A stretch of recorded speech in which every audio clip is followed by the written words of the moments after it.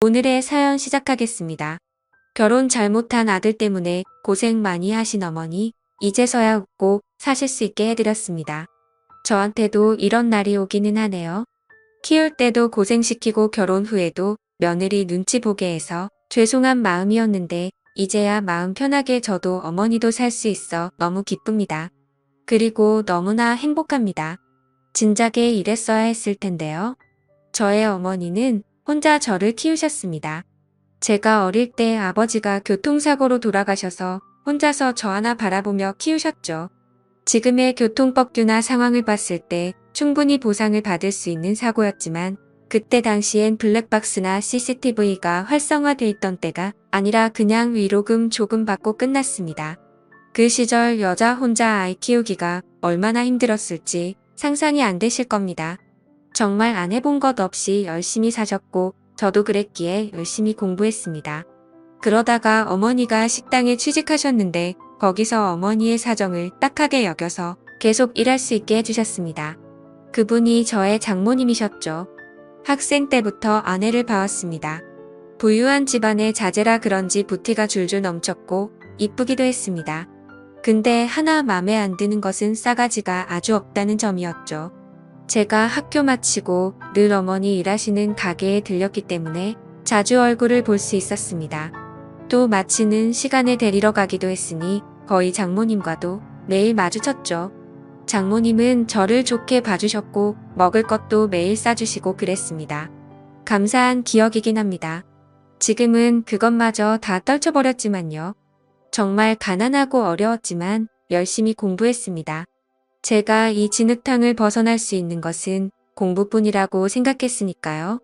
어머니와 둘이 반지하 원룸에 살면서 꼭 밝은 빛이 있는 집으로 가고 싶다는 생각을 많이 했었네요. 어머니는 한 번도 제 앞에서 불평하신 적이 없습니다.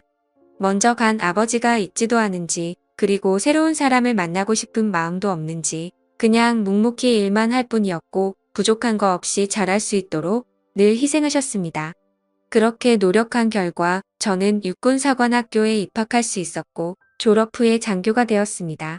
근데 그때 어머니 몸이 많이 안 좋아지셔서 옆에 있어드리고 싶은데 저는 늘 전방으로만 돌고 있으니 답답한 마음이었습니다. 그리고 큰 마음 먹고 진급을 포기하고 제대를 했죠. 거의 30대가 돼가는 나이에 덜컥 제대를 하고 나니 모은 돈은 좀 있었지만 두려웠습니다. 앞으로 먹고 살아야 할 길을 찾았어야 했으니까요. 그때 장모님이 도움을 주셨습니다. 제가 제대하기 얼마 전까지 아픈 몸 이끌고 그 식당에서 일하신 어머니는 그 집에선 거의 가족이었습니다. 그렇기 때문에 저도 늘 휴가 나오면 인사드리러 가곤 했고요. 장모님은 공부를 하라며 지원해 주셨습니다. 처음에는 듣고 사양했지만 그 대신 대학생인 자기 딸 공부 좀 시켜달라고 하시기에 수락했습니다. 그렇게 저는 그때부터 누구나 응시할 수 있는 7급 공무원 준비를 시작했습니다. 그 친구 공부를 가르치면서 저도 열심히 공부했습니다. 근데 이 친구가 어느 날 뜬금없이 저한테 고백을 하더군요. 어릴 때부터 멋있다고 생각했다면서요. 당황스러워서 못 들은 척했는데 그날부터 계속해서 그렇게 저를 괴롭혔습니다. 근데 귀여운 외모고 저도 태어나서 연애 한번 해본 적 없는 터라 호기심도 있었고 뭐 여차저차해서 사귀게 되었습니다. 그 대신 제발 어머님한테는 말하지 말라고 부탁했습니다. 사귈 때도 이상한 점이 많았습니다. 워낙 자유분방하고 이쁨만 받고 자라서 그런지 예의라고는 찾아볼 수 없었지만 저도 첫 연애라 그냥 그런 것도 귀여워 보였습니다. 완전 정신 나간 놈이었죠. 그렇게 공부를 가르치긴 했지만 별로 따라주진 않았고 그냥 저는 제 공부에만 몰두했습니다. 그렇게 딱 1년 하고 나서 저는 시험에 합격했습니다. 너무나 기뻐하시던 어머니 얼굴이 아직도 생각이 나네요. 공무원이 되니 군 경력도 다 인정해줘서 월급도 꽤 받았습니다. 이제 앞으로 행복할 일만 남은 줄 알았죠. 그리고 지금은 전 장모님이 되신 가게 주인 아주머니에게도 부재 중이라고 정식으로 말씀드렸죠. 그렇게 1년 정도 연애를 하다가 결혼을 하게 되었습니다. 엄청난 반대가 있을 줄 알았지만 너같이 성실한 놈이면 내 딸 맡아도 될 것 같다며 흔쾌히 허락해 주셨습니다. 어머니의 건강은 좋아지셔서 너무나 다행이었지만 제가 결혼하고 나면 혼자 계실 어머니 때문에 마음이 편하지 않았습니다. 그래서 같이 살기를 바랬고 그냥 제가 조금 모은 돈으로 빌라 같은 곳에서 어머니 모시며 살고 싶었는데 아내는 둘이 살 거면 상관없지만 어머니랑 같이 사는데 그 좁은 데서는 절대 못 산다고 버티더군요. 도움 없이 제 힘으로 시작하고 싶었습니다. 결국 다 이런 게 빚이란 걸 알았으니까요.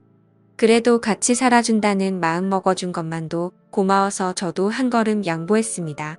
결국 장모님이 도와주셔서 넓은 집에 이사 갈 수 있게 되었고 저는 어머니와 같이 살 수 있다는 걸로 만족하고 기뻐하기로 했습니다. 거기서부터가 불행의 씨앗이었죠.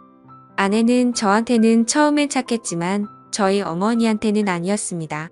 어릴 때부터 본인 집 가게에서 일하는 아줌마여서 그런지 결혼해서도 그 태도는 변하지 않았습니다. 처음엔 호칭도 자꾸 아줌마라고 튀어나오더군요. 그건 본인도 실수라고 인지하고 있었기에 조심 좀 하라고 타이르고 그냥 넘어갔습니다. 그치만 설거지며 빨래 집안일 모두를 그냥 저의 어머니가 하게 되셨죠. 본인 수고 손가락을 시키지 않나 진짜 제가 몇 번이나 그걸로 다툰지를 모르겠습니다. 시어머니가 집 파출부냐고 타일러도 보고 화도 내보고 별짓 다 해봤는데 그냥 원래 성품이 그런 인간이었습니다. 자기보다 돈 없는 사람은 자기보다 낮은 사람이라는 생각이 머리에 박혀있는 사람이었죠. 본인은 딱히 하는 일이 없으면서 카페라고 하나 차려놓고 거기서 친구를 불러서 노닥거리다가 저녁 되면 들어오고 그런 식이었습니다. 또 매일 밤에 어디를 그렇게 화장을 하고 가는지 나중에 알고 보니 친구들과 나이트도 가더군요. 그냥 결혼 생활에 대한 기본적인 예의도 없고 그냥 친구들 몇 명 결혼하니 그때 제가 눈앞에 괜찮아 보였고 그래서 결혼한 것 같았습니다. 근데 막상 결혼해보니 별것도 없고 재미도 없고 어린 나이라 친구랑 놀고 싶고 뭐 그런 마음이었겠죠. 밥 차려달라고 하는 건 예사고 왜 빨래 안 해놨냐고 성질을 부리기까지 했습니다. 시어머니와 며느리의 사이라고는 도저히 말할 수 없는 수준이었습니다. 하루는 너무 화가 나서 진지하게 대화하며 싸운 적도 있습니다. 그러니 본인은 뭐가 잘못되었는지도 잘 모르더군요. 너무나 죄송스러웠습니다. 장모님도 결혼하니 예전에 마음씨 좋던 아주머니가 아니셨습니다. 일단 본인의 집안이 위에 있다는 것을 항상 저에게 인지시키셨습니다. 딸한테 잘해야 하네. 우리가 자네 이렇게 만들어준 거지 않나? 요즘 세상에 이런 처가가 어디 있나? 다들 좋은 집안에 시집가려고 난리인데 우리는 우리가 먹고 살만한 이 사람만 보고 결혼시킨 거네. 시집살이 같은 거 시키지 말게 등등 갈 때마다 잔소리가 귀에 딱지 않도록 들었죠.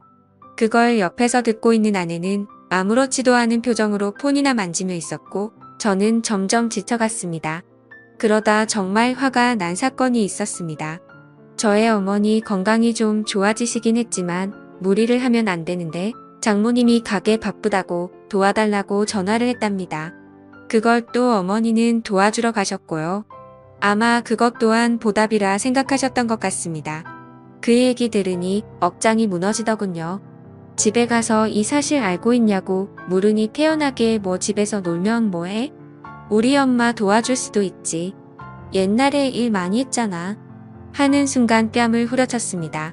그걸로 또 대판 싸웠습니다. 아내는 도저히 제가 이해 안 된다는 식으로 바쁘면 좀 도와줄 수도 있지. 왜 그런 것 때문에 화내냐며 본인이 되려 소리를 지르고 감히 나를 때렸다며 못 살겠다며 나가더군요. 어머니는 그만하시라 하는데 참 비참했습니다. 제가 입은 은혜는 은혜이고 나이 드신 어머니 이렇게 살게 할 수는 없었습니다. 이혼을 하든 어떻게 되든 그냥 강하게 제가 하고 싶은 대로 하기로 하고 생활했습니다. 어차피 집에 들어오지도 않았고요.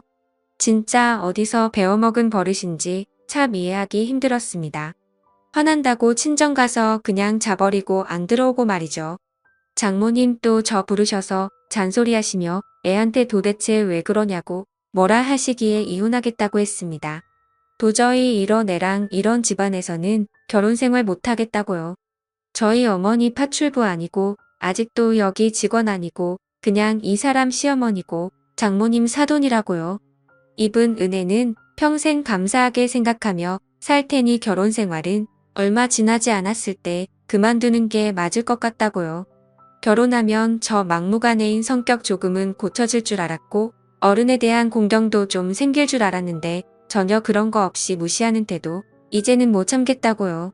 그리고 장모님도 이제 사돈인데 그런 식으로 하시는 게 실례 아닙니까? 하고 딱 잘라 말하니 엄청 당황해 하시더군요. 제가 그렇게 제 목소리를 낸 건 처음이었으니까요. 그렇다고 무슨 이혼을 하냐고 얘기를 이어가시려고 하기에 그냥 자리에 일어났습니다. 이제 앞으로 볼 일은 법정에서 마지막이었으면 좋겠다. 전 와이프가 된 그 여자에게 말한 후 문박차고 나갔죠. 진짜 얼마나 세게 걷어차고 나갔는지 발이 아플 지경이었습니다. 그래도 속은 시원했습니다. 그리고 나서 어머니께 말씀드리니 본인은 괜찮은데 왜 그러냐고 저한테 엄청 미안해 하셨죠. 제가 그래서 이제 그렇게 난 눈치 보며 살 것 없다고 그냥 편한 대로 사시라 했습니다. 전 장모님 저한테 배은망덕하다고 욕해도 아랑곳하지도 않았습니다. 그렇게 아직 철없는 딸 데리고 살며 저의 어머니 마음에 상처 드리고 싶지 않았거든요. 그렇게 결국 이혼했습니다. 이혼하고 나서 기막힌 일들이 많이 일어났죠. 우선 저한테도 변화가 생겼습니다. 군대에서 제가 상사로 모시던 중령님이 계셨는데 전역을 하시고 사업을 하게 되셔서 저와 같이 해보고 싶다고 찾아오셨죠. 솔직히 망설임이 많았습니다. 안정적인 직장이고 연금도 나오니까요. 근데 뭔가 의미를 찾지 못해 공허하기도 했던 그때 나타나서 제안하셨기에 또다시 한번 큰 결정을 했죠. 아이템도 워낙 좋았고요. 사업도 잘 되어 어머니도 기뻐하시고 좋은 집으로 이사할 수 있었습니다.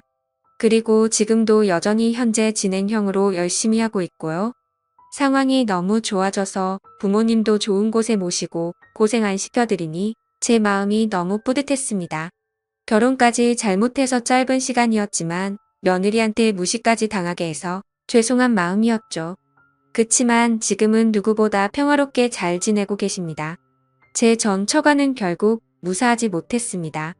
전 와이프 원래 그런 것은 알았지만 사치에 완전 미쳐서 차에 옷에 명품에 정신 나간 사람 같더군요.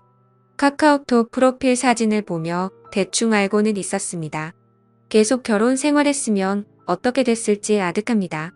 그냥 그 집 작은 부자긴 했지만 1,000원짜리 장사에서 일어난 집인데 딸이 그러고 다니니 버틸 재간이 없었죠.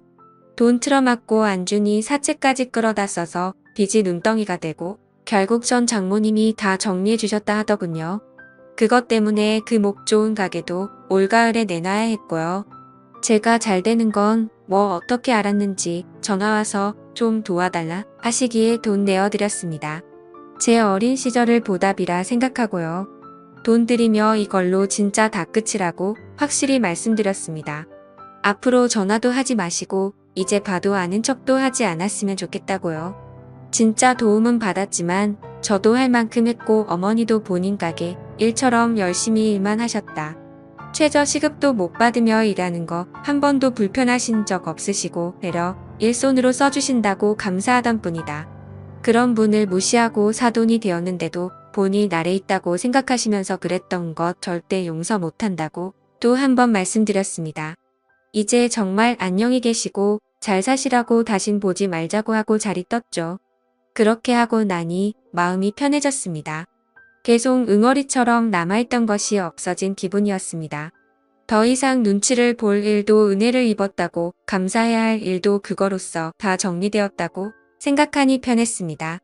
그리고 어머니께 말씀드렸더니 잘했다고 칭찬을 해주시더군요. 아들 잘 키웠다고요. 저는 이제 다시 연애도 하고 결혼도 할 겁니다.